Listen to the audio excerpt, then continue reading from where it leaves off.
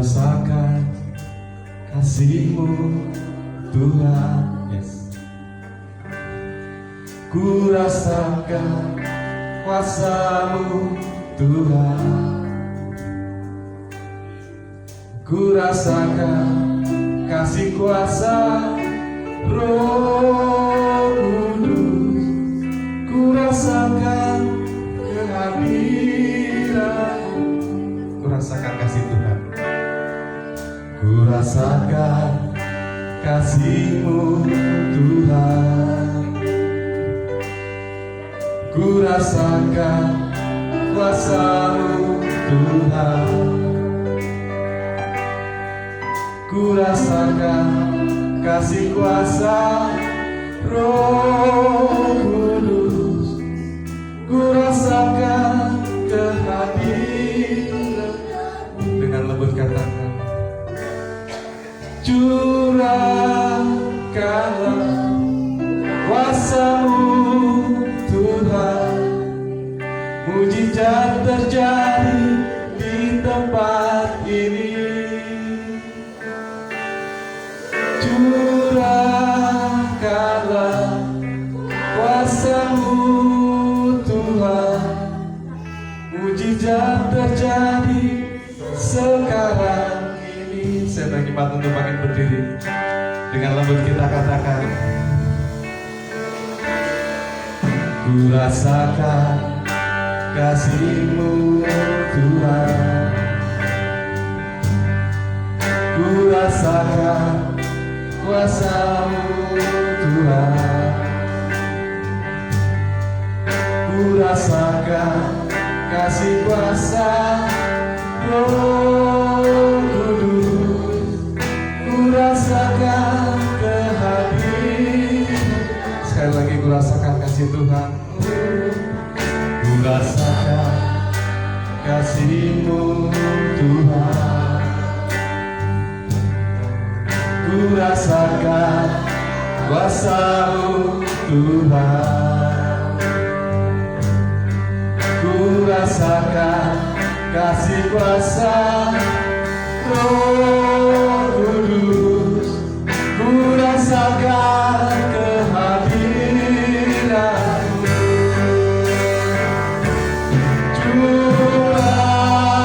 Curahkanlah kuasa-Mu Tuhan, mujizat terjadi di tempat ini.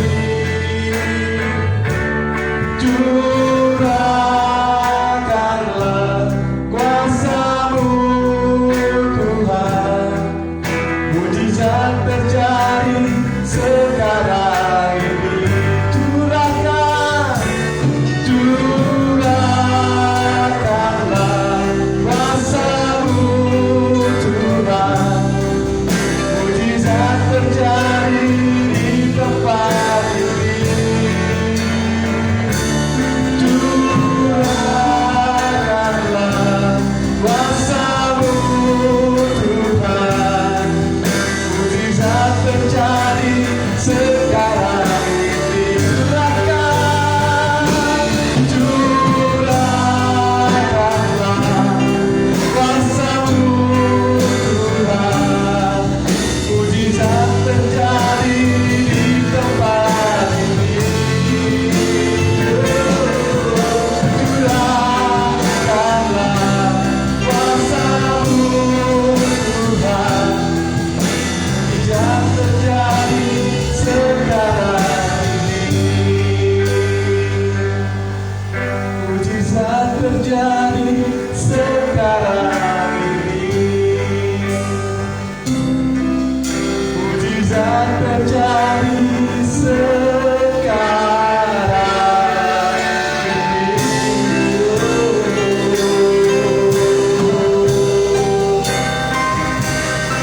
Terima kasih Tuhan,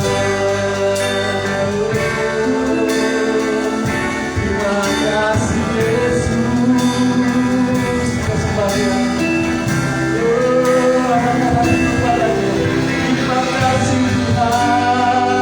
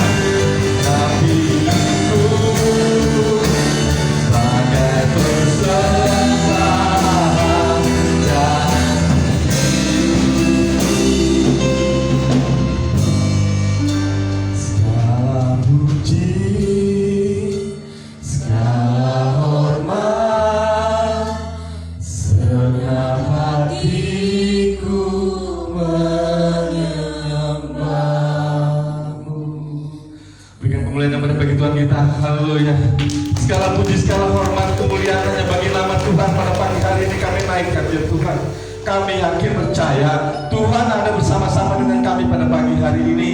Terima kasih dan terima kasih ya Tuhan. Engkau mengurapi setiap kami, mengurapi setiap jemaat yang datang pada pagi hari ini. Terima kasih biarlah Roh berkuasa atas kami di pagi hari ini ya Tuhan. Terima kasih. Oh haleluya. Terima kasih Bapak. Terima kasih Yesus. Kami menyembah-Mu Tuhan. Kami meninggikan Engkau pada pagi hari ini. Kami yakin dan percaya Tuhan ada bersama-sama dengan kami pada pagi hari ini Tuhan. Terima kasih, terimalah puji dan sembah kami pada pagi hari ini Tuhan. Kami yang datang dengan membawa beban berat Tuhan pagi hari ini, Tuhan yang akan memberikan kelegaan. Kami yang datang dengan segala persoalan Tuhan, Tuhan juga akan memberikan jalan keluar bagi kami. Kami yang datang Tuhan dengan sakit penyakit, Tuhan menjamah dan Tuhan menyembuhkannya pada pagi hari ini. Terima kasih Tuhan bagi kami yang datang dengan sukacita, dengan kelimpahan berkat. Tuhan juga akan memberkati setiap kami, memberkati setiap usaha kami, berkati setiap pekerjaan kami. Terima kasih ya Bapak, terima kasih Tuhan Yesus. Mari saudara yang percaya jika Tuhan ada pada pagi hari ini, katakan amin.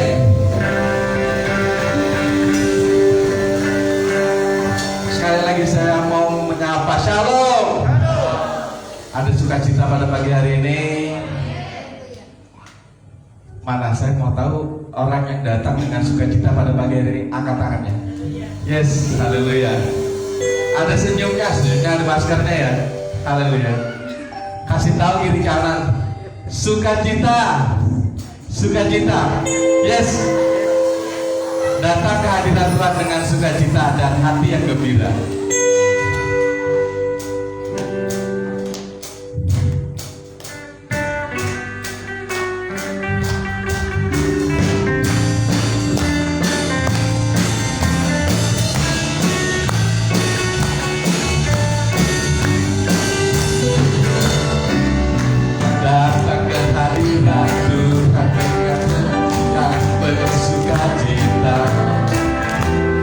Datang ke hadirat Tuhan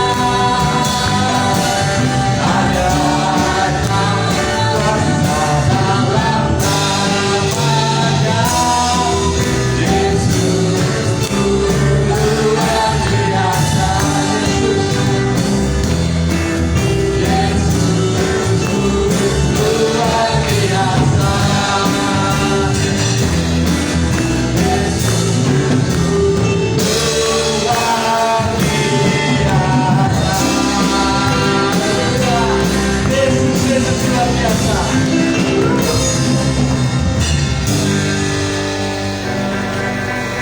Masih ada sukacita? Amin. Siap kita mendengarkan firman Tuhan hari ini. Firman Tuhan yang menyegarkan hidup kita, yang jadi pelita bagi kehidupan kita. Yes.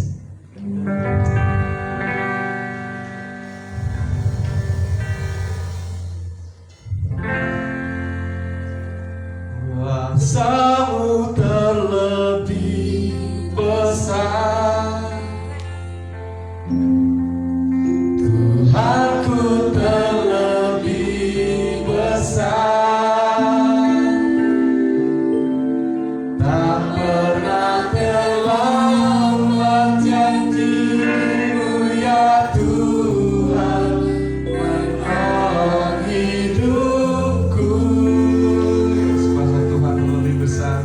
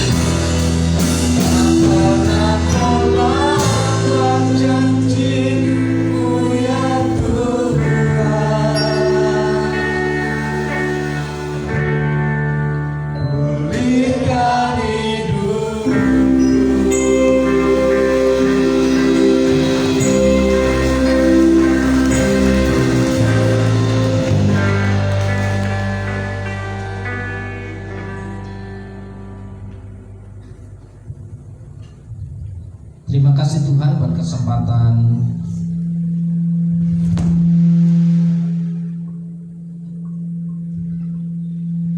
pagi hari ini.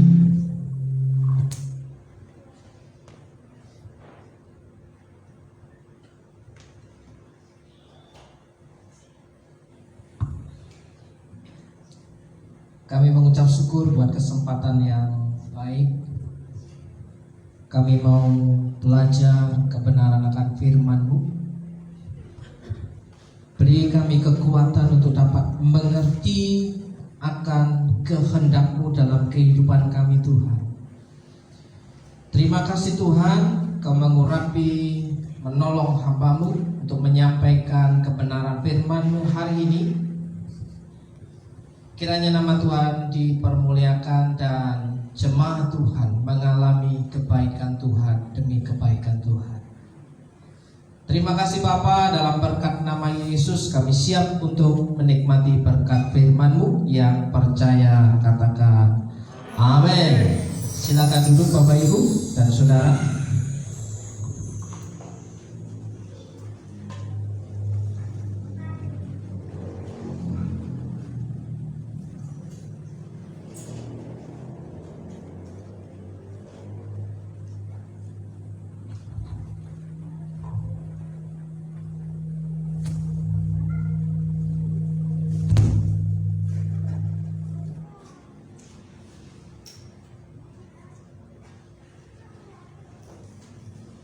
Puji nama Tuhan, Bapak Ibu dan Saudara. Hari ini adalah hari yang menyenangkan, amin. Hari yang penuh dengan sukacita. Ya. Kalaupun ada sesuatu yang kurang pas dalam kehidupan kita, itu supaya kita menjadi orang yang lebih baik lagi. Saudaraku yang dikasihi Tuhan, pada pagi hari ini saya ingin mengajak saudara untuk membahas satu topik supaya kita tahu bahwa apa yang terjadi itu kadang-kadang di luar kehendak kita, di luar rencana kita. Kita sudah merencanakan sesuatu yang baik, mempersiapkan sesuatu yang baik, tapi pada kenyataannya di tengah-tengah perjalanan ada sesuatu yang tidak kita duga.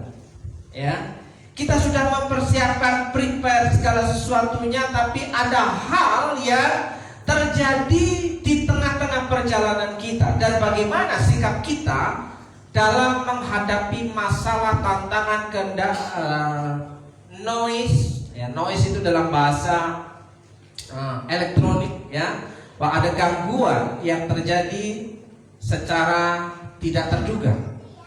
Pagi hari ini saya mengajak saudara untuk melihat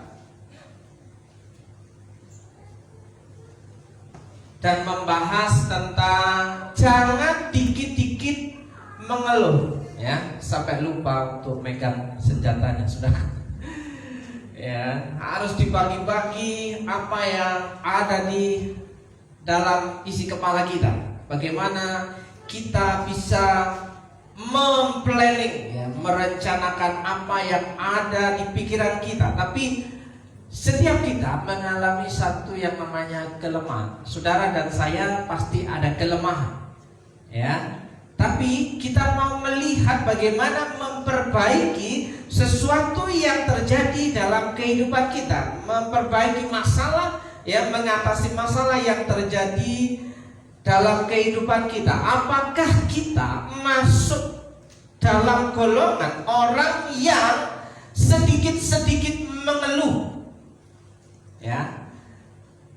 Makanya hari ini, ya, walaupun ada banyak hal yang membuat kita bisa punya alasan untuk mengeluh, tapi ya, jangan sedikit-sedikit mengeluh. Apa bedanya jangan sedikit-sedikit mengeluh dengan, ya, jangan mengeluh sedikit-sedikit? Ya, lebih banyakkan mana sedikit-sedikit mengeluh dengan mengeluh sedikit-sedikit? Kira-kira lebih banyakkan mana? Ya, sedikit mengeluh, dikit-dikit mengeluh, Kembali. Ya, saudaraku yang dikasih Tuhan, mengeluh dalam Kamus Besar Bahasa Indonesia itu menyatakan susah, menyatakan kesusahan. Ini pengertian dalam kamus, saudaraku yang dikasih Tuhan, bahwa kata mengeluh ini berbicara tentang menyatakan kesusahan, menyatakan penderitaan, ya. Susah karena menderita atau sakit atau kecewa dan sebagainya. Teman-temannya sakit, kecewa, susah, ya, menderita, itu dikategorikan dalam satu kata, yaitu mengeluh, ya. Mengeluh adalah menyatakan susah, mengeluh menyatakan penderitaan, mengeluh menyatakan kesakitan, mengeluh menyatakan kekecewaan. Jadi ini masih manusiawi bahwa setiap kita ada susah, ada penderitaan, ada menderita, ada sakit, ada kecewa. Tapi bagaimana kita bisa mengatasi itu semua dalam kehidupan kita, saudaraku yang dikasih Tuhan? Orang yang merasa mengeluh didasari karena ada masalah. Adakah di antara kita yang mengeluh tanpa ada masalah? Ya, pastinya setiap saudara dan saya kalau sedang punya rasa yang diwujudkan dalam keluhan-keluhan, pasti sedang ada dalam masalah. Ya, kalau tidak ada masalah, seseorang biasa mengeluh itu dia sedang bermasalah. Ya. Orang yang merasa mengeluh didasari karena ada masalah. Kemudian bisa jadi orang tersebut hanya ingin mencari perhatian. Jadi keluhan-keluhannya itu hanya menarik orang untuk memperhatikan dia. Ya, namun ada juga yang bisanya secara tidak sadar senang ada masalah karena ada yang bisa dikeluhkan. Senang kalau ada masalah karena itu potensi untuk bisa kita keluhkan. Ketika mengeluh, ia mendapat reward, mendapat perhatian dan rasa iba dari orang lain. Ini namanya dalam tagar itu yang menjual keprihatinan, menjual masalah, menjual kesusahan. Jadi ada orang dalam kategori-kategori tertentu untuk punya alasan mengeluh dalam kehidupannya. Bagaimana kita sebagai orang yang percaya kepada Tuhan untuk mengatasi masalah-masalah kehidupan yang terjadi dalam diri kita, saudaraku yang dikasih Tuhan.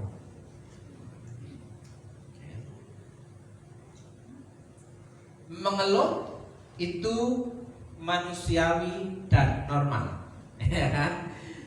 Bayi yang baru lahir saja harus dipastikan dia bisa menangis. Itu tandanya ada kehidupan. Tapi kalau menangisnya tidak berhenti-berhenti, itu sudah jadi masalah. Kalau kita punya anak kecil, ya, yang tidak bisa menangis, kita buat supaya menangis.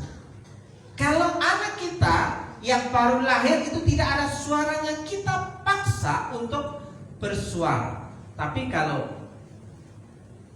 terlalu terus-menerus itu yang terjadi, berarti ada masalah. Ya, kalau tidak ada bunyinya juga ada masalah. Nah, repot kan? Saya juga bingung. Ya, mengeluh itu manusiawi dan normal. Terus yang dikatakan tidak normal yang seperti apa, saudaraku? Yang tidak normal itu adalah jika dikit-dikit mengeluh, dikit-dikit mengeluh tanpa sebab, tanpa alasan, ya, dikit-dikit mengeluh. Nah, saudaraku, ini yang terjadi masalah dalam kehidupan kita. Karena orang yang dikit-dikit mengeluh itu menutup pintu berkat dalam kehidupannya. Orang yang dikit-dikit mengeluh itu menutup rezeki dalam kehidupannya. Yang tadinya orang itu bisa sukacita ketemu dengan kita karena kita merasa dikit-dikit mengeluh, jadinya kita merasa oh seperti biasanya. ya, yang harusnya kita menjadi orang yang mengalami kegembiraan ketika ketemu dengan orang yang suka mengeluh, yang dikit-dikit mengeluh, menjadi kita juga jadi orang yang tidak normal. Saudaraku yang dikasih Tuhan. Makanya mengeluh itu manusiawi dan normal. Yang tidak normal itu adalah jika dikit-dikit mengeluh. Makanya jangan dikit-dikit mengeluh. Saudaraku yang dikasih Tuhan. Apakah kita bisa? Aduh, hari ini jualan gak laku. Saya membaca, saya punya teman yang ada di seberang sana. Dia baru jualan, baru buka, jualan mie ayam ya. Puji Tuhan, doanya, puji Tuhan, kiranya Tuhan memberikan kelarisan di sepanjang hari ini untuk jualan mie ayam. Nah, tapi di sore hari dia tulis lagi status, aduh, hari ini cuma laku 3 mangkok. Saudaraku, kalau harga mie ayam 5.000 cuma dapat 15.000. Kalau jual mie ayam itu 10.000 cuma dapat 30.000. Nah, itu untuk modalnya aja kemakan. Nah, terus bagaimana dalam kehidupan kita jika itu yang terjadi? Apakah kita akan dikit-dikit mengeluh karena jualan tidak laku? Ya kan? Saudaraku yang dikasih Tuhan, saya banyak mendampingi orang dalam melakukan perintisan jualan. Ya. Pada waktu itu saya bersama teman-teman pemuda, dewasa muda, pemuda di atasnya lagi, ya, yang artinya usia produktif. Bagaimana mereka bisa bekerja memenuhi kebutuhannya yang tadinya pengangguran, yaitu salah satu solusi yang kami tawarkan adalah untuk jualan bubur yang modalnya kecil. Ya, modal beras 1 kilo 2 kilo, ya, itu sudah cukup untuk bisa jualan bubur. Saudaraku yang dikasih Tuhan. Tapi pada dasarnya namanya perintisan itu tidak semudah, tidak sebagus apa yang kita bayangkan. Kita sudah hitung-hitungan, kalau beras 1 kilo dijadikan bubur, hasilnya berapa mangkok? Misal jadi 20 mangkok. Terus 1 mangkok itu 10.000. Kalau dikalikan 20 menjadi 200. Berapa? 200. Hitung-hitungan kasarnya, wow, modal beras 1 kilo yang paling bagus 15.000 lah ya. Dengan pernak-perniknya, ya, anggap aja 50.000. Menjadi 200.000 keuntungan 150.000. Wow, keren. Hitung-hitungan di atas kertasnya demikian. Wow, keren. Ini menjanjikan, bisnis yang menjanjikan. Tapi pada akhirnya yang terjadi ketika kita lakukan itu ternyata tidak semulus yang ada di atas kertas. Ya, lakunya cuma 3 mangkok, 5 mangkok. Saya pernah juga ngomong sama Bu Suci, jualan soto. Jualan soto di rumah, ya. Harapannya laris manis sepanjang hari bisa jualan di rumah. Tapi pada akhirnya laku berapa Pak Suci? 2 mangkok dengan harga 7.000. 1 hari hanya laku jualan soto 2 mangkok. Ini yang ada di depan mata kita, ya. Terus bagaimana cara kita mengatasi kehidupan kita supaya kita bisa memenuhi kebutuhan hidup kita? Ya, apakah kita menyerah? Ya, Pak Suci langsung tutup. Ya, banting setir. Ya, kalau soto ini tidak menjanjikan, tidak prospek, maka harus ada cara usaha yang lain. Tapi saya punya teman yang jualan bubur ini, sampai hari ini masih jualan bubur.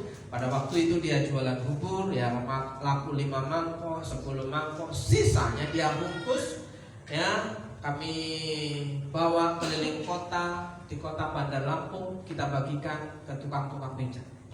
Itu hampir ada sebulan 2 bulan untuk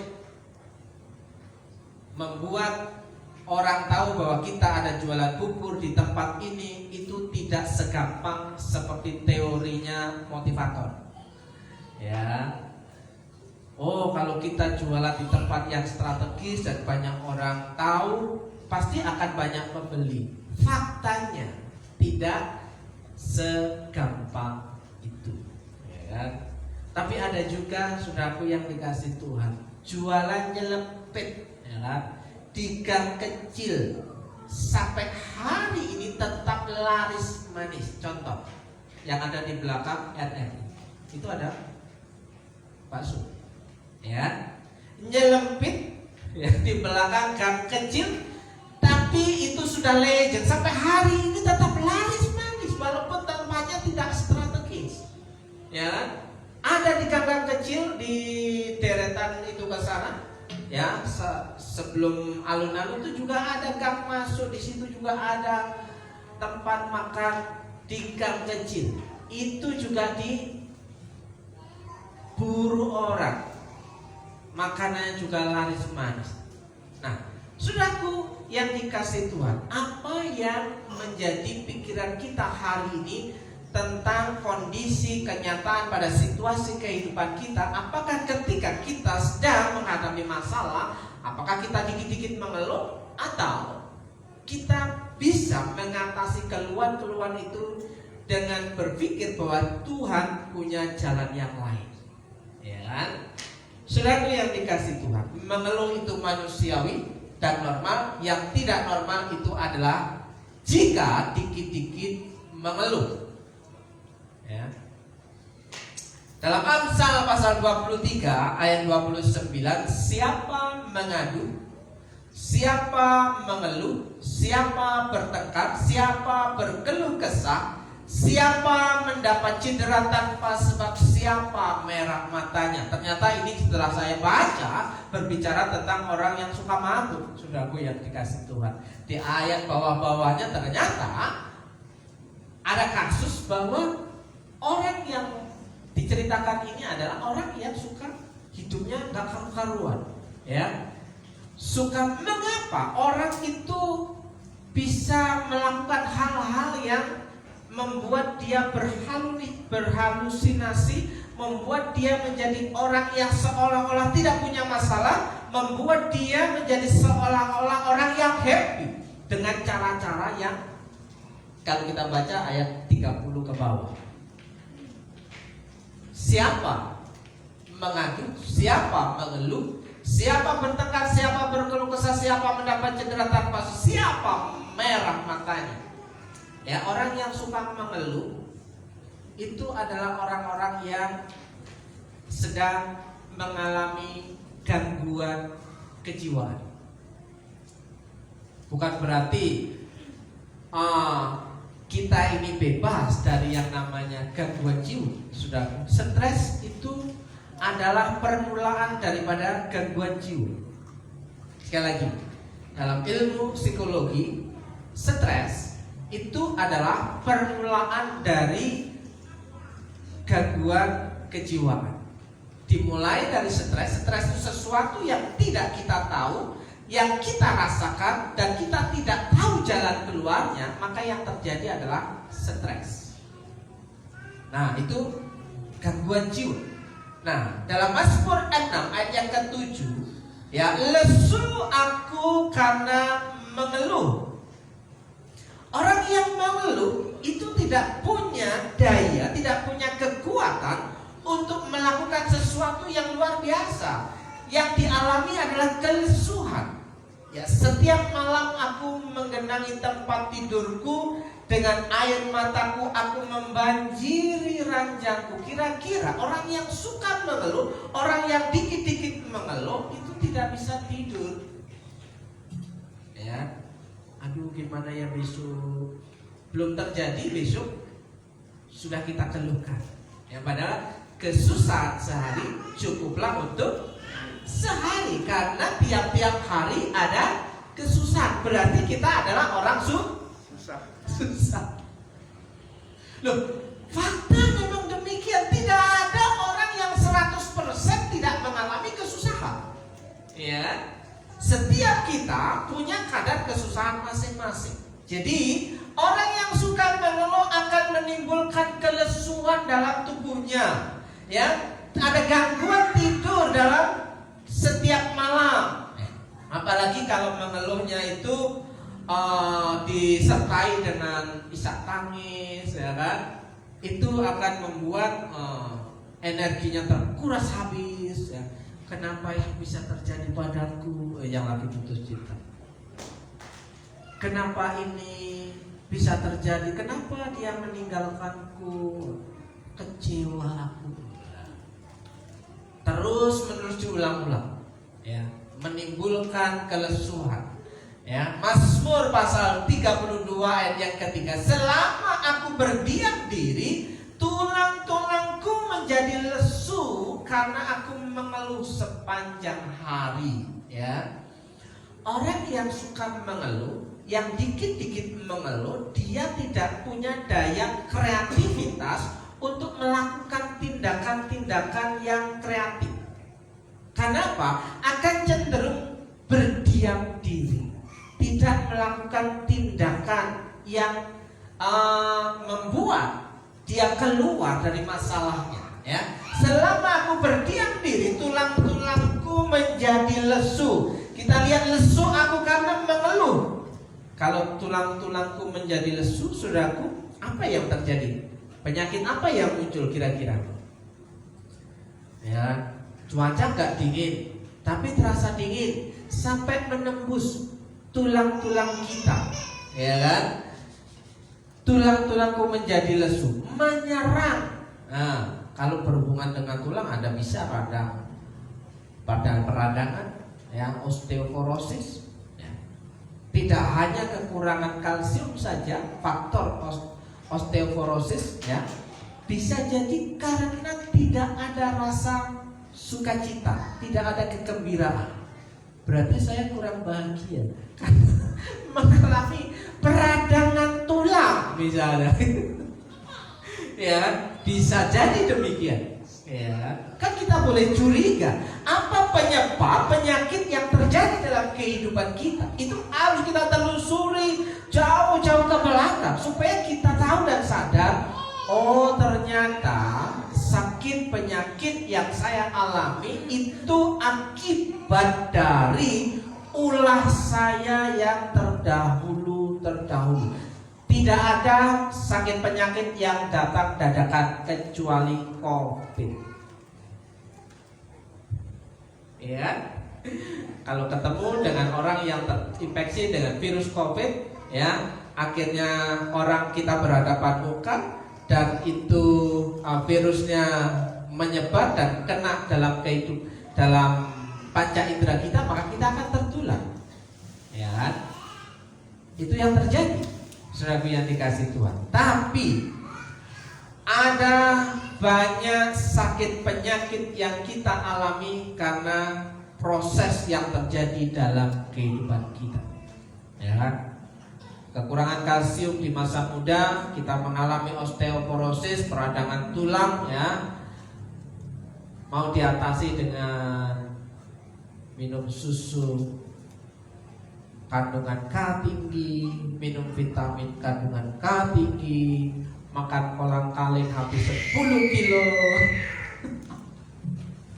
Faktanya hanya sedikit membantu dalam kehidupan kesehatan kita.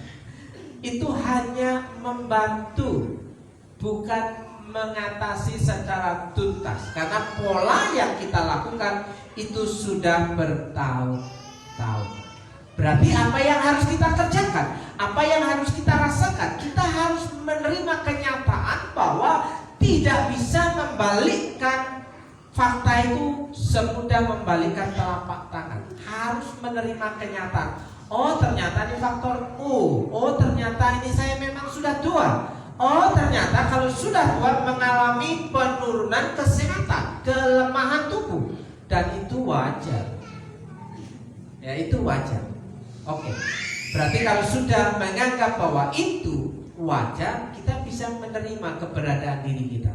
Oh ternyata memang aku sudah tua, ya. Oh ternyata memang waktunya istirahat. Nah, saudaraku yang dikasih Tuhan, jangan dikit-dikit mengeluh, karena orang yang sedikit-sedikit mengeluh akan mengganggu kesehatannya, ya merusak, ya menjadi gangguan sakit penyakit dalam tubuhnya. Hati yang gembira adalah obat. Alkitab mengatakan sumber keluhan itu ada. Alkitab juga mengatakan solusi untuk mengatasi keluhan itu juga ada. Kenapa kita akan meneruskan dikit-dikit mengeluh, padahal itu akan mengganggu kesehatan kita? Bukankah Alkitab mengatakan hati yang gembira adalah obat? Jadi ketika ada hati yang gembira, maka keluhan-keluhan ini sedikit demi sedikit akan mengalami unsur yang dihilangkan. Ketika banyak bersyukur, keluhan ini lama-lama tidak ada. Ketika bersyukur ini mendominasi dalam kehidupan kita, maka keluhan-keluhan ini akan kita alami secara biasa. Nah, saudaraku yang dikasih Tuhan, orang yang bertahan dalam kesakitan, ya, adalah orang yang punya potensi untuk bisa sembuh. Tapi kalau orang tidak bisa mengatasi keluhan-keluhan yang terjadi dalam kehidupannya, maka akan menggerogoti tulang sumsumnya, ya. Dia tidak akan bergerak kemana-mana, ya, tulang-tulangmu menjadi lesu karena terlalu banyak mengeluh. Solusinya adalah hati yang gembira. Hati yang gembira itu adalah berani bersyukur dalam kondisi apapun, saudaraku yang dikasih Tuhan. Apa yang terjadi selanjutnya? Yang ada banyak orang mengeluh, ya, sudah salah, komplain pula, ya. Mengapa orang hidup mengeluh? Biarlah setiap orang mengeluh tentang dosanya. Mungkin ini bahasanya terlalu rumit. Di bawahnya, mengapa orang harus berkeluh kesah jika ia dihukum karena dosa-dosanya? Sesuatu yang terjadi dalam kehidupan kita itu seringkali terjadi karena ulah kita sendiri, saudara yang dikasih Tuhan. Kenapa kita bisa mengalami yang namanya sakit mah? Ya, saudara dan saya sering mengalami yang namanya gangguan asam lambung, sakit mah. Kenapa itu bisa terjadi dalam kehidupan kita? Sirkulasi tubuh kita mengalami gangguan kesehatan seperti itu, ya. Karena faktor asam lambung dan sakit mah itu terjadi karena kita telat makan, kurang minum, ya kan? Ya, telah makan yang penuh dengan kandungan asam tinggi, makan yang terlalu pedas-pedas, ya. Tapi ketika itu kita lakukan terus-menerus dan terjadi dalam kehidupan kita, kita mengalami sakit mah dan asam lambung, seringkali kita komplain, ya. Seringkali kita sudah salah tapi tidak bisa menerima kesalahan itu. Nah, saudaraku yang dikasih, mengapa orang harus berkeluh kesah jika ia dihukum karena dosa-dosanya? Ada sebab akibat, ada dampak dari tindakan-tindakan yang kita kerjakan. Ya, jangan dikit-dikit mengeluh. Jangan suka menyalahkan orang lain kalau segala sesuatu yang terjadi dalam kehidupan itu kita alami. Seringkali kita harus menyadari bahwa apa yang terjadi dalam kehidupan kita itu ada maksud Tuhan dalam itu, supaya kita mengoreksi diri, supaya kita sadar bahwa kita itu sebenarnya dalam jalur yang salah. Nah, jangan suka menyalahkan orang lain jika ada masalah. Jangan dikit-dikit mengeluh, ya. Seperti pernyataan ini, bukan aku, ya. Itu karena dia yang melakukannya sehingga terjadi demikian. Bukan aku, dia yang melakukannya, dia yang ngomong, dia yang ini, dia yang itu, semua dilempar ke orang lain. Padahal itu karena kita yang melakukannya, tapi kita lempar kesalahan itu kepada orang lain. Nah, orang yang percaya Tuhan tapi masih suka melakukan yang jahat, ya, itu dalam kategori orang yang dikit-dikit mengeluh. Orang yang dikit-dikit mengeluh, ya kan? Kita ingat dalam 2 Korintus pasal 5 ayat 4, sebab selama masih diam di dalam kemah ini, selama masih diam di dalam kemah ini, di dalam tubuh ini, dalam jasad ini, ya, kita mengeluh oleh beratnya tekanan. Ini fakta bahwa setiap kita, ya, punya potensi yang sama untuk bisa mengeluh, ya kan? Kita mengeluh oleh beratnya tekanan karena kita mau mengenakan pakaian yang baru itu tanpa menanggalkan yang lama. Rupanya ada masalah. Kenapa kita itu dikit-dikit mengeluh? Karena ada beratnya tekanan yang terjadi dalam kehidupan kita, karena ada kolaborasi antara kita percaya kepada Tuhan tapi tidak meninggalkan manusia lama kita. Ada satu contoh. Kenapa kita mengalami yang namanya tidak bisa makan atau kekurangan makan? Kita percaya Tuhan bahwa Tuhan kita itu Tuhan yang hebat, Tuhan yang kaya, Tuhan yang luar biasa, ya. Tapi kita tidak mau menanggalkan yang lama, manusia lama kita. Kita hanya mau percaya kepada Tuhan, Tuhan memberkati hidup kita sehingga kita bisa merasa gembira karena Tuhan itu luar biasa. Ketika kita berdoa Tuhan jawab. Tapi faktanya Tuhan gak jawab-jawab. Karena kita mempercayai Tuhan tapi tidak mau menanggalkan manusia lama kita, supaya yang fana ini ditelan oleh hidup. Yang kedua, dalam Yudas pasal pertama ayat 16, mereka itu orang-orang yang menggerutu dan mengeluh tentang nasibnya. Menggerutu dan mengeluh tentang nasibnya. Saudaraku yang dikasihi Tuhan, tadi pagi saya membantu istri saya untuk merapikan pakaiannya. Tapi ketika saya membantu merapikan pakaiannya, justru yang saya senggol jarinya yang sakit. Dia langsung teriak, "Satu sakit." Diam. Ya. Dia merasakan sakit di jarinya ketika saya sentuh, saya senggol. Ya, saya tarik. Ya. Dia langsung menjadi, "Aduh sakit." Langsung saya bilang, "Diam." Kira-kira saya suami yang bagaimana? Galak. Ya, yang galak, yang jahat, tidak sayang sama istri, iya kan? Anggapannya begitu, ya. Karena saya mau menyampaikan hal ini, jangan dikit-dikit sakit, iya sakit, iya sudah sakit, ya. Setelah itu dia bisa menerima bahwa kondisi sakit itu bisa diterima dengan baik. Ya walaupun sakit dia akan terima, ya. Walaupun dalam hatinya saya katakan, ya. Mereka itu orang-orang yang menggerutu dan mengeluh tentang nasibnya, hidup menuruti hawa nafsunya, tetapi mulut mereka mengeluarkan perkataan-perkataan yang bukan-bukan, dan mereka menjilat orang untuk mendapat keuntungan.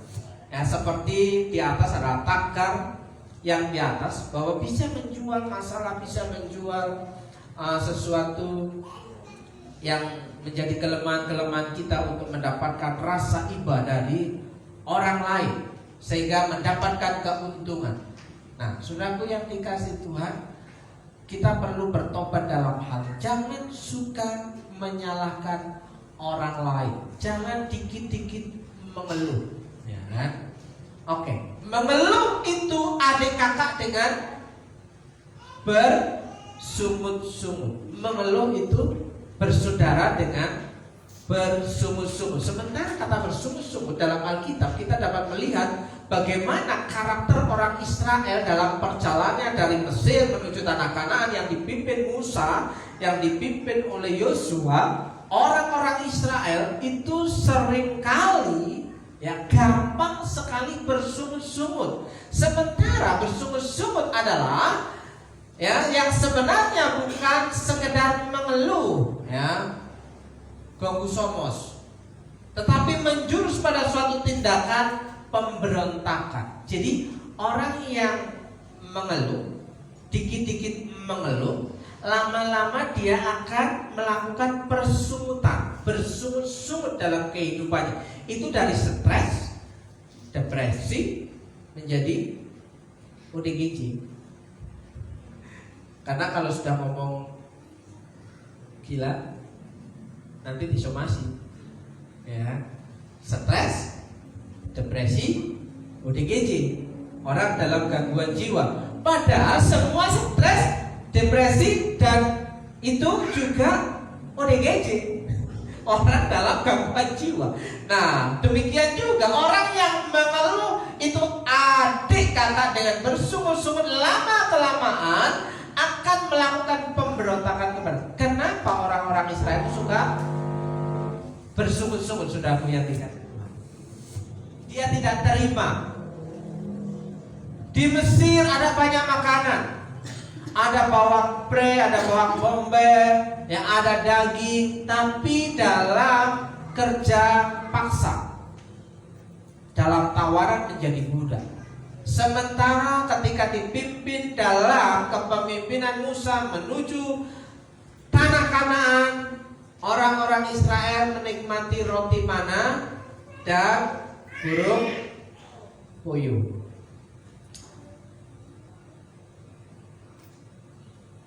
Kemurahan Tuhan itu terjadi dalam kehidupan orang Israel. Selama 40 tahun orang Israel tidak bekerja, orang Israel tidak melakukan tindakan apa-apa untuk menghasilkan sesuatu untuk mencukupi kehidupannya. Karena kemurahan Tuhan, orang Israel dikasih makan roti mana dan burung puyuh. Tidak punya pilihan lain. Sekali lagi, orang yang menerima kemurahan Tuhan tanpa melakukan sesuatu itu hanya bisa makan mana dan burung puyuh. Tidak bisa memilih mau makan sate, karena tidak melakukan sesuatu. Yang dia lakukan hanya mengikuti perintah untuk berjalan atau berhenti untuk istirahat. Itu bangsa Israel yang keluar dari tanah Mesir. Jadi, saudaraku yang dikasih Tuhan, kemurahan Tuhan yang melimpah itu bisa terjadi kalau kita melakukan tindakan-tindakan dan tidak dikit-dikit mengeluh. Amin. Supaya punya pilihan, tidak hanya makan mana dan burung puyuh saja, tapi bisa makan daging bebek goreng, Aku mau milih yang itu, aku mau milih yang itu, aku mau milih yang itu. Karena ada tindakan-tindakan yang menyertai orang yang mengalami kemurahan Tuhan. Amin.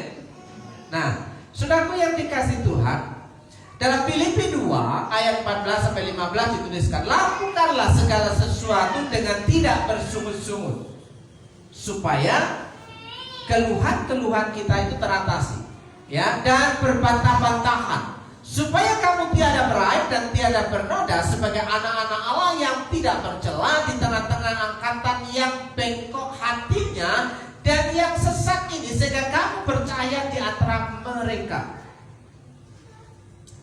Saudaraku yang dikasih Tuhan, kita bisa bercahaya di antara orang-orang sekitar kita kalau kita bisa bertobat dari kata bersungut-sungut dan berbantah-bantahan, sehingga keluhan-keluhan yang terjadi ketika kita ada masalah itu bisa kita atasi secara mandiri. Saudara susah? Sama. Saudara sakit? Sama. Ya. Saudara menderita? Sama. Saudara bekerja keras? Sama. Ada bahkan yang lebih bekerja lebih keras lagi. Sama. Tapi apakah setiap orang itu bisa mengatasi keluhan-keluhan dalam kehidupannya? Ada orang jualan sebelah laris, ada orang jualan sebelah kurang laris. Bisa jadi punya potensi yang kurang larisnya akan mengeluh.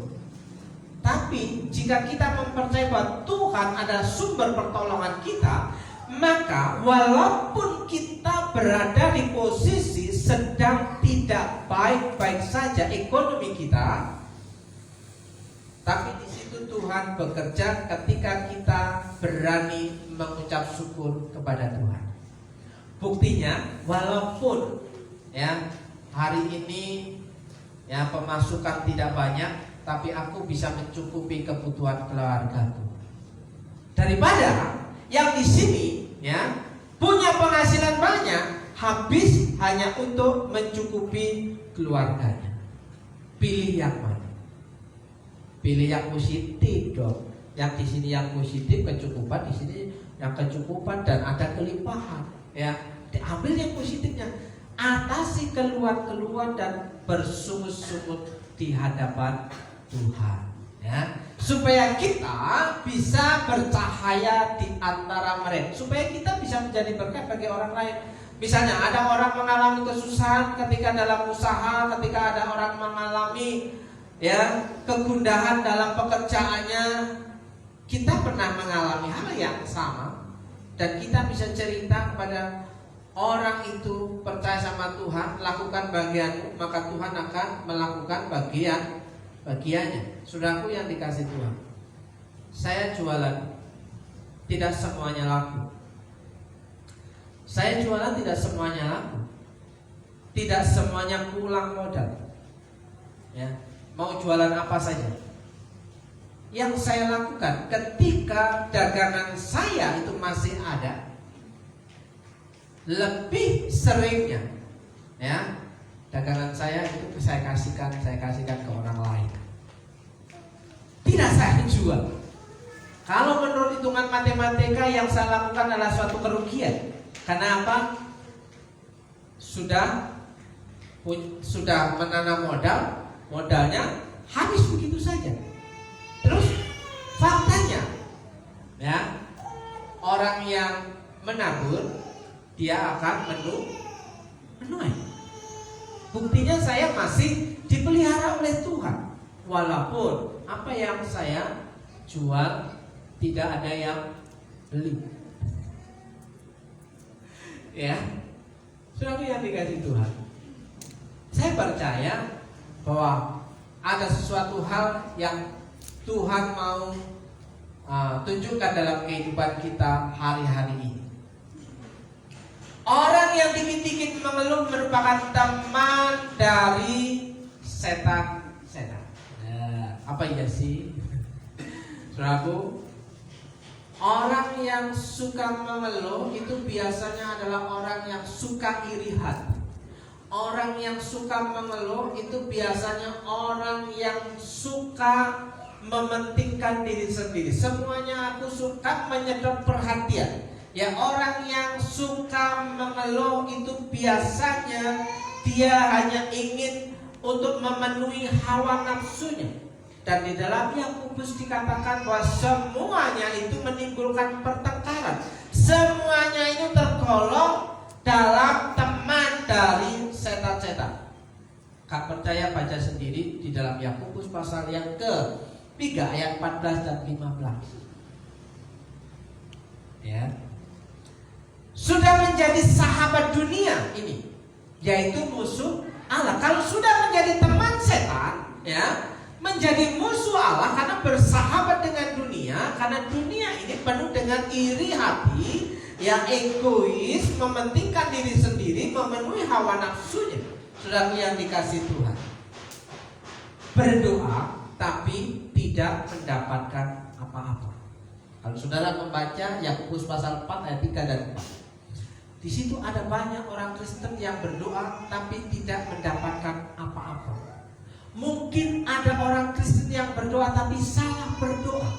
Karena apa? Hanya menginginkan untuk memenuhi hawa nafsunya, menghabiskannya untuk memenuhi hasratnya saja, tidak peduli dengan orang lain. Saudara yang dikasih Tuhan, musuhnya Allah. Karena apa? Allah punya misi untuk saudara dan saya diberkati untuk menjadi berkat. Supaya kita diberkati, kita percaya kepada Allah, melakukan perubahan dalam kehidupan kita. Dan ketika hidup kita diberkati, kita memberkati orang lain. Misinya itu hati yang gembira. Lebih baik memberi daripada menerima. Orang yang memberi ada sukacita, orang yang menerima juga ada sukacita. Tapi lebih banyak sukacitanya ketika kita dapat memberi kepada orang lain. Hati yang gembira adalah obat. Rupanya kebaikan-kebaikan kita itu bisa menyembuhkan sakit penyakit kita. Ya, kebaikan-kebaikan yang kita lakukan terhadap orang lain bisa membuat suasana hati kita menjadi nyaman, kita menjadi bergairah dalam hidup kita, bisa bersemangat dalam bekerja. Ketika kita mendapatkan berkat Tuhan itu, kita bisa membuat orang lain senang dan bahagia. Kita bertambah zat endorfinnya. Zat endorfin itu yang membuat kita bersemangat, antusias. Ya, kita menjadi orang yang sehat, melakukan pekerjaan dengan sehat. Karena punya misi. Nah, kalau aku punya berkat, aku bisa membuat orang senang. Ya kan? Kalau aku punya berkat, aku bisa berbagi, aku bisa membuat orang senang dan aku pun ikut senang. Makanya di sini orang yang dikit-dikit mengeluh itu orang yang suka mencari perhatian. Di situ dikatakan teman dari setan-setan, musuhnya Allah. Mungkin kita gak suka dengan ayat ini, mungkin gak suka. Tapi justru ketika saya membahas topik jangan mau menjadi teman dari setan-setan, justru itu yang paling banyak ditonton oleh orang. Saudaraku yang dikasih Tuhan. Oke. Ojo kakean sambat mudah kualat. Ya, biasanya kalau kualat itu ya melawan orang tua, nanti bisa kualat. Tapi di sini orang yang banyak mengeluh itu bisa kualat. Kenapa? Karena keluhannya itu kepada Tuhan. Ya, pemberontakannya itu kepada Tuhan. Ya, mengeluh itu adalah dosa.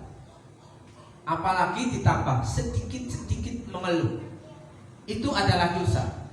Dosa apa? Dosa pemberontakan, dosa ketidaktaatan, dosa melawan kehendak Tuhan, dosa ketidaksetiaan.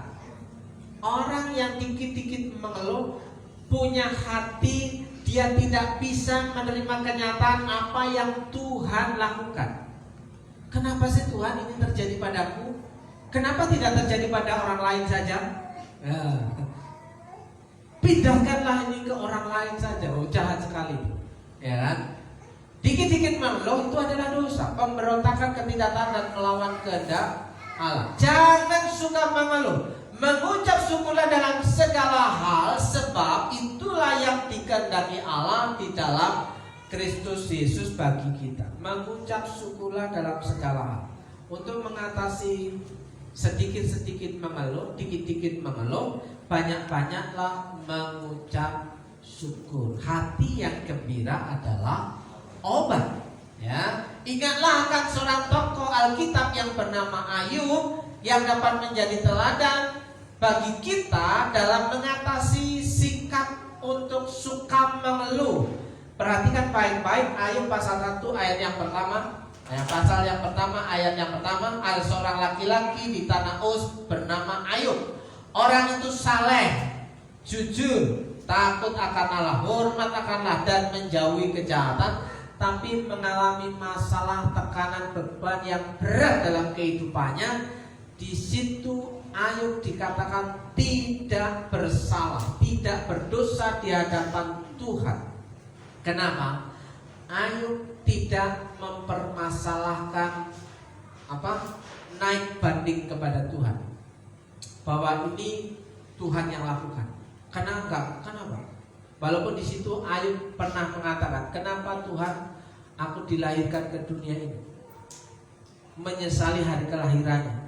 Tapi pada akhirnya Ayub di situ sadar bahwa dia harus mengalami Tuhan dalam kehidupannya. Ya, pada akhirnya Ayub mengalami pemeliharaan Tuhan yang lebih daripada cukup. Ya, belajarlah bersyukur dalam segala keadaan yang kita hadapi, maka kita akan bisa berhenti mengeluh. Ketika sakit, belajarlah bersyukur. Ketika susah, belajarlah bersyukur. Ketika jualan dapat penghasilan kecil, belajarlah bersyukur. Ketika terjadi sesuatu dalam pekerjaan kita, belajarlah bersyukur. Supaya apa? Kita bisa berhenti untuk mengeluh di hadapan Tuhan. Ya, karena Tuhan membuat segala sesuatu baik adanya, termasuk dalam segala cobaan dan setiap masalah yang Dia izinkan terjadi dalam hidup kita. Semua itu diizinkan Tuhan supaya kita mengalami ketekunan, mengalami kesetiaan di hadapan Tuhan, sehingga kita menjadi orang-orang yang lebih daripada pemenang. Bukankah dalam firman Tuhan mengatakan bahwa saudara dan saya adalah orang yang lebih dari pemenang? Kalau orang yang lebih dari pemenang itu harus berjuang, harus melakukan perjuangan supaya memperoleh kemenangan. Bagaimana kita bisa mengalami kemenangan kalau tidak ada perjuangan? Atasi keluhan-keluhan masalah hidup kita dengan bersyukur. Amin. Oke. Tanda-tanda kita sedang mengalami gangguan mental. Bukankah ini sangat familiar dalam kehidupan kita, bahwa mengeluh di sosial media. Ya. Bila ada masalah, janganlah mengeluh di media sosial. Tunjukkanlah keluh kesahmu di dalam doa-doa. Saudara punya WA? Ya. Apakah WA kita gunakan untuk membangun rohani kita dan membangun orang lain?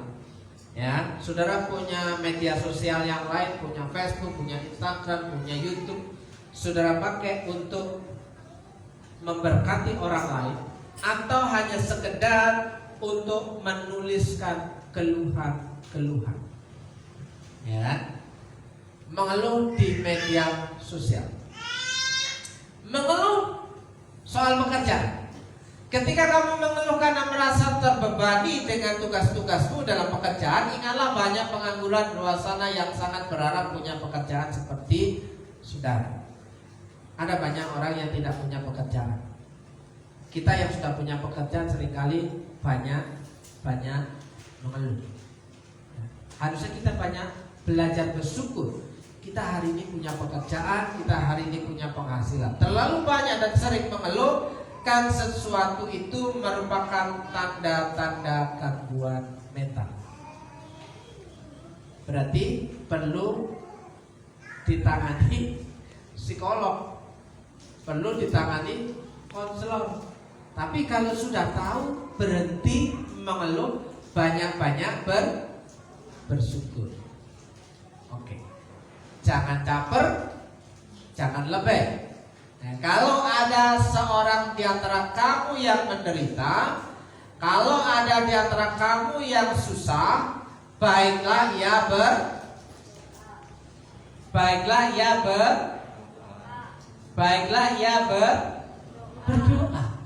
Ya. Kalau ada seorang di antara kamu yang menderita, kalau ada di antara kamu yang susah, baiklah ia berdoa, bukan bikin status. Ya kan? Saudara punya anak sakit, punya pasangan sakit, kita berdoa di status. Ya. Kiranya Tuhan sembuhkan anakku, tulis status. Ada banyak terjadi di media sosial yang dimiliki oleh orang-orang Kristen. Ya. Kiranya Tuhan sebut, emang anak kita sedang main Facebook sehingga dia baca, ya kan?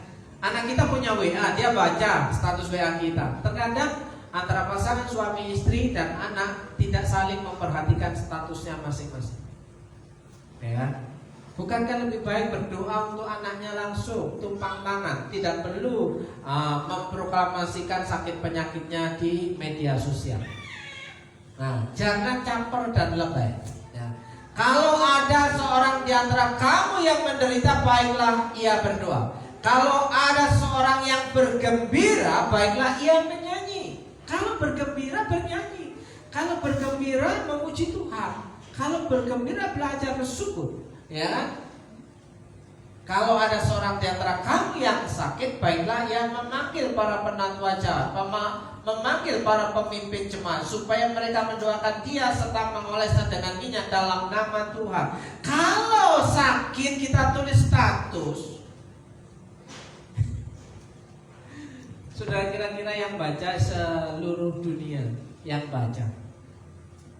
Kalau saudara bikin status di Facebook, saudara bikin status di Instagram, saudara bikin status di WA, seluruh kontak WA saudara akan membaca itu kalau orang lain perhatian.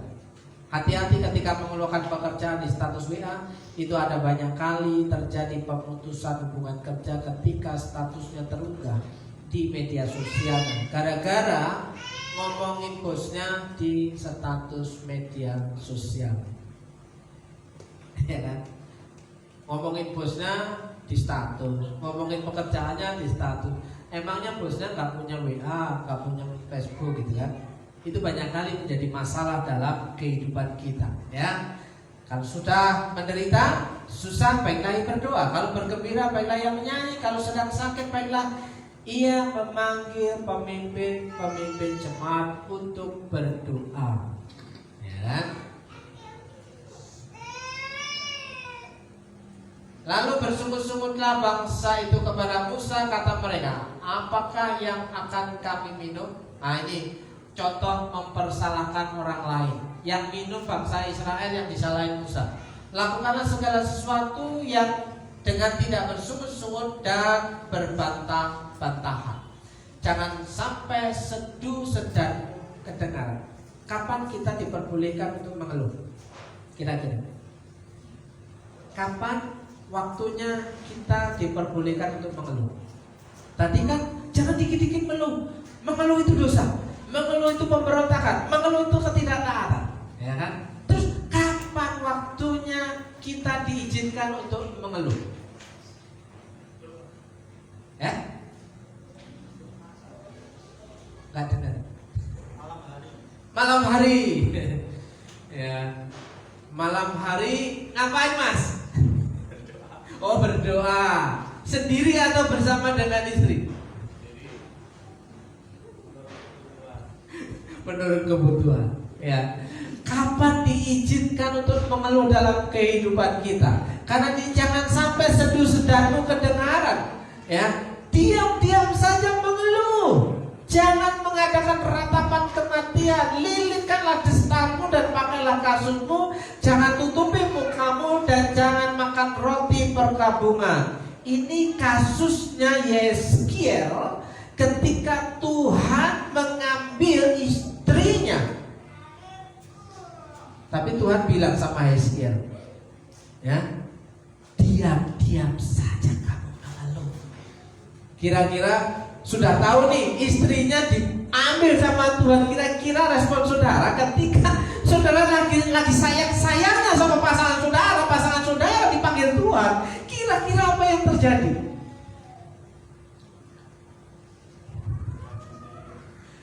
Ya kan?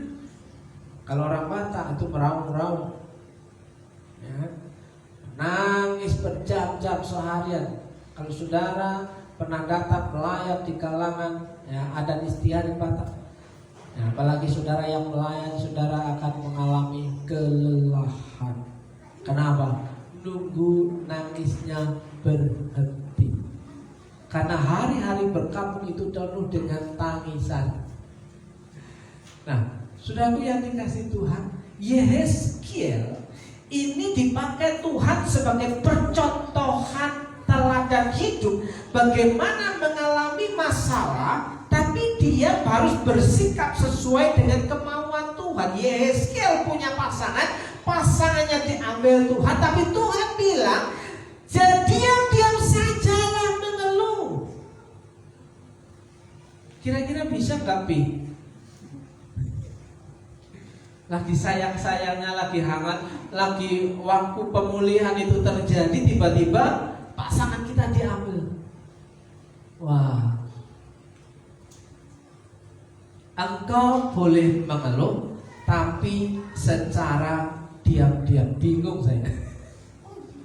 Engkau boleh mengeluh, tapi secara diam-diam. Jangan sampai seduh sedarmu kedengaran, ya. Nangis pun dalam hati, ya, kan luar biasa. Waktu Tuhan izinkan kita itu untuk mengeluh, ya, mengalami Tuhan sendiri. Keluhkan, ya, curahan isi hatimu kepada Tuhan.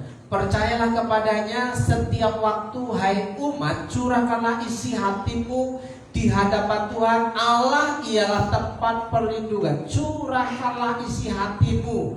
Alami Tuhan sendiri, seperti halnya Yehezkiel. Dia mengeluh secara diam-diam, ya, menangis dalam hati. Ya kalau nggak kuat menangis, ya jeritlah.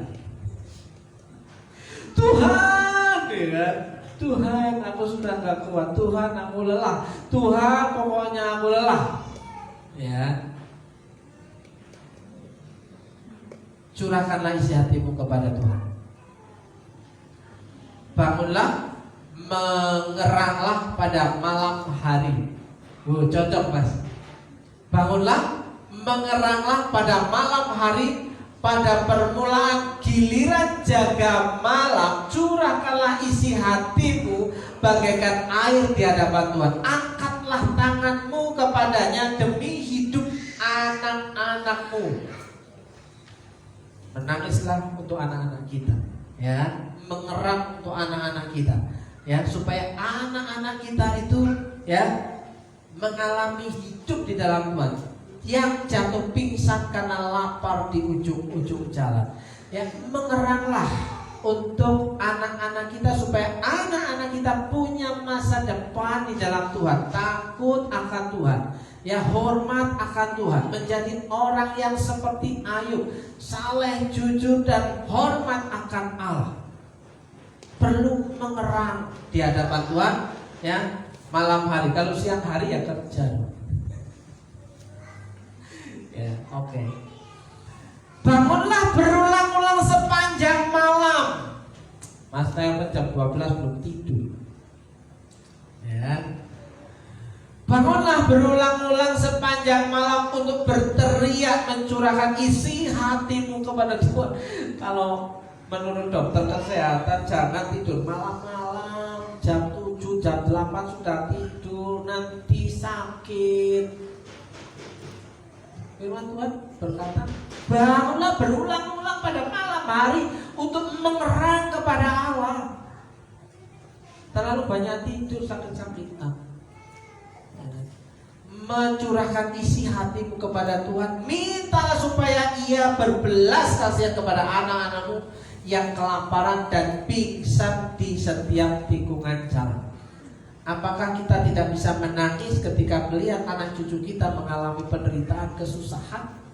Apakah kita tidak bisa terketuk hatinya untuk melihat orang-orang di sekeliling kita karena mereka mengalami yang namanya kelaparan?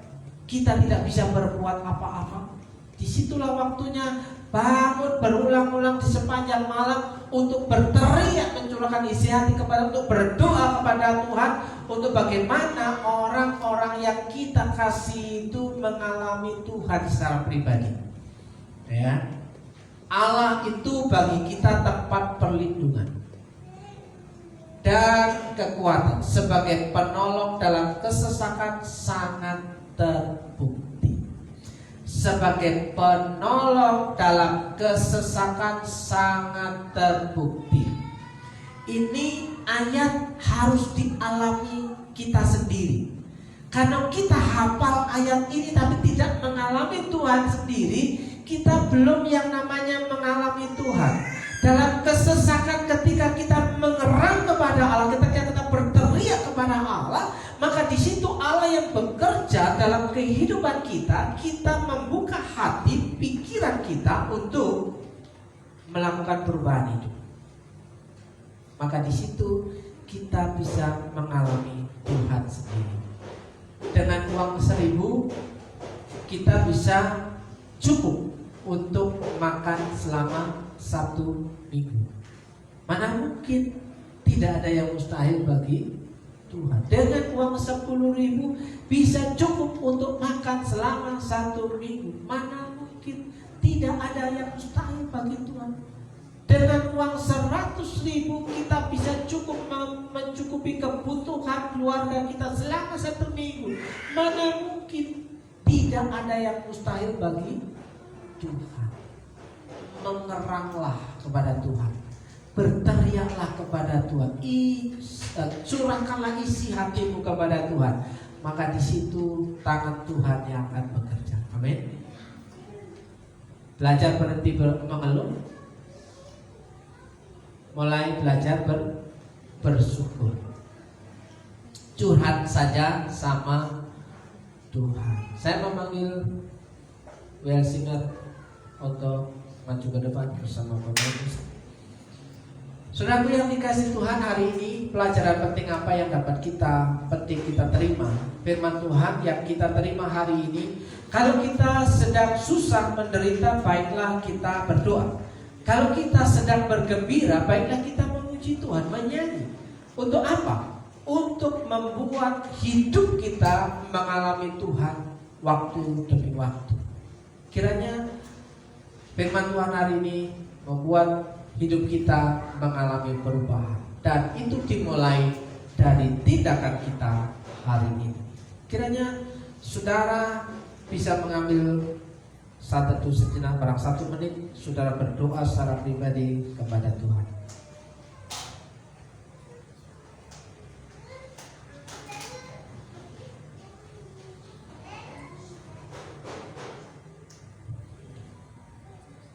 Tuhan adalah kekuatanku dan perisaiku. Kepadanya hatiku percaya, aku tertolong, sebab itu beria-ria hatiku, dan dengan nyanyianku aku bersyukur kepadanya.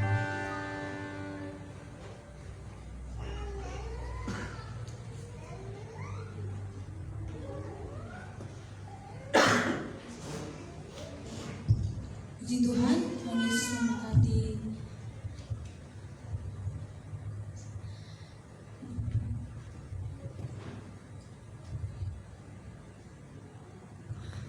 Tuhan Yesus memberkati hamba-Nya yang sudah menyampaikan firman Tuhan.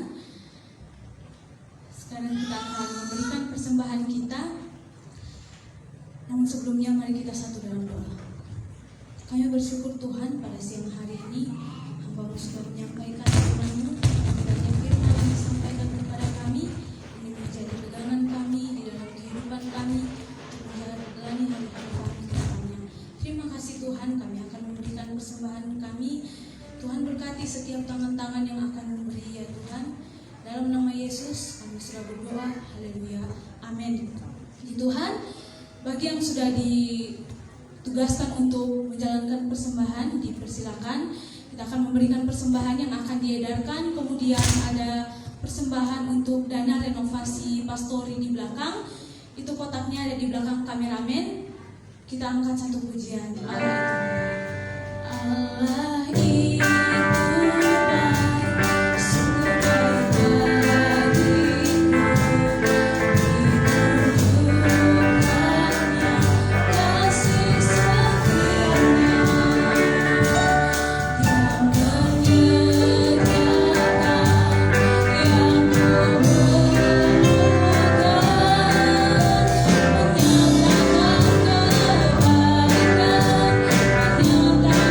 menyatakan kebaikan.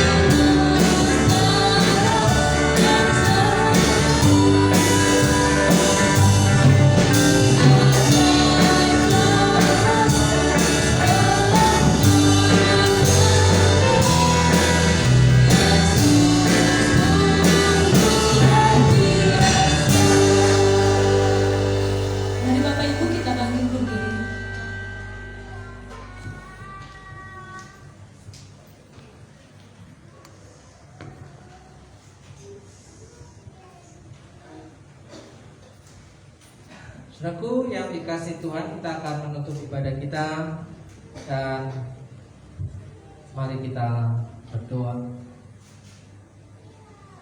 Tuhan Yesus yang baik, pada hari ini kami belajar akan kebenaran firman-Mu. Beri kami hati untuk menerima kebenaran firman-Mu dengan lemah lembut, dan kami terima, kami simpan di dalam hati kami seperti halnya Maria ketika mendengar pernyataan malaikat. Dia berkata, "Ku simpan semuanya dalam hatiku." Kiranya pada hari ini Tuhan, kami mau berdoa untuk jemaat Tuhan yang sedang mengalami sakit, kelemahan tubuh. Dan kami percaya tidak ada perkara yang mustahil bagi Tuhan. Dan kami punya pengharapan bahwa Tuhan itu hebat. Tuhan adalah tabib yang ajaib. Tuhan adalah tempat perlindungan dalam kesesakan itu sungguh sangat terbukti. Dan kami mau mengalami Tuhan secara pribadi hari ini. Terima kasih Tuhan. Kami berdoa dalam berkat nama Yesus. Kiranya saudara-saudara yang sedang sakit dan mengalami lemah tubuh, Tuhan jamah, Tuhan sembuhkan, Tuhan buat clear and clean. Dalam nama Yesus jadilah tahir. Terima kasih Tuhan. Kami juga berdoa malam siang hari ini untuk bangsa kami, untuk kota kami. Berdoa untuk pemimpin bangsa ini, untuk presiden, wakil presiden, dan jajarannya. Kiranya Tuhan berikan hikmat kekuatan untuk dapat memimpin roda pemerintahan di bangsa ini. Tuhan memberikan kekuatan hikmat. Tuhan memberikan kekuatan pengetahuan. Tuhan memberikan kekuatan kebijaksanaan dalam mengambil keputusan untuk bangsa ini. Keluar dari keterpurukan, baik secara ekonomi maupun secara keamanan. Tuhan tolong bangsa ini, berkati bangsa ini, berkati pemimpin kami, baik presiden, wakil presiden, baik gubernur-gubernur, baik bupati-bupati, baik camat-camat, baik lurah-lurah, baik RT dan RW yang ada di kampung-kampung. Dalam berkat nama Yesus, secara khusus kami memberkati kota kami di mana kami tinggal. Dalam nama Yesus Tuhan memberikan kesejahteraan bagi kota kami. Pakai umat Tuhan untuk jadi berkat bagi kota ini. Terima kasih Tuhan, terima kasih Tuhan. Dalam nama Yesus. Saudaraku yang dikasih Tuhan, terimalah doa berkat bagi saudara. Jika engkau baik-baik mendengarkan suara Tuhan Allah dan melakukan dengan setia segala perintahnya yang ku sampaikan kepadamu pada hari ini, maka Tuhan Allahmu akan mengangkat engkau di atas segala bangsa di bumi. Segala berkat ini akan datang kepadamu dan menjadi bagian jika engkau mendengarkan suara Tuhan Allahmu dalam berkat nama Yesus. Tuhan memberkati engkau dan melindungi engkau. Tuhan menyinari engkau dengan wajahnya dan memberi engkau kasih karunia. Tuhan menghadapkan wajahnya kepadamu dan memberi engkau damai sejahtera. Dalam berkat nama Yesus, Tuhan memberkati hidupmu, Tuhan memberkati rumah tanggamu, Tuhan memberkati pasanganmu, Tuhan memberkati anak-anakmu, Tuhan memberkati seisi rumahmu di dalam berkat satu nama Tuhan Yesus Kristus. Berkat-berkat yang baru, bahkan berkat-berkat yang tidak lazim itu diperintahkan mendatangi kehidupan saudara. Dalam berkat nama Yesus, Tuhan memberkati pekerjaan usahamu, Tuhan memberkati warung tutup, Tuhan memberkati segala jerih lelahmu hari kemarin, hari ini maupun hari esok. Dalam nama Yesus yang siap menerima berkat kemurahan Tuhan dan keberuntungan demi keberuntungan dalam kehidupan saudara, katakan amin.